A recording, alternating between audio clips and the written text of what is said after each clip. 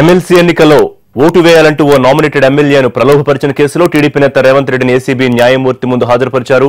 పటిష్ట భద్రత మధ్య రేవంత్ తో పాటు మరో ఇద్దరిని కూడా జడ్జి ముందు ప్రవేశపెట్టారు. ఈ కేసులో A1 గా రేవంత్ రెడ్డి, A2 గా సెబాస్టియన్, A3 గా ఉదయ్, A4 గా మాథ్యూస్ జెరూసలేంను ఏసీబీ అధికారులు పేర్కొన్నారు. న్యాయమూర్తి ఆయనకు 14 రోజుల రిమాండ్ విధించారు. రేవంత్ అక్కడి నుంచి చర్లపల్లి జైలుకు తరలించారు. మరోవైపు ఎమ్మెల్సీ ఎన్నికల్లో ఓటు వేసేందుకు అవకాశం ఇవ్వాలని రేవంత్ న్యాయమూర్తిని కోరగా పిటిషన్ వేసుకోవాలని జడ్జి సూచించారు. రేవంత్ను ఏసీబీ న్యాయమూర్తి ముందు హాజరుపరిచిన అనంతరం చర్లపల్లి జైలుకు తరలించారు. పూర్తి డీటెయిల్స్ మా కరెస్పాండెంట్ శర్మ లైవ్ లో అందిస్తారు. శర్మ,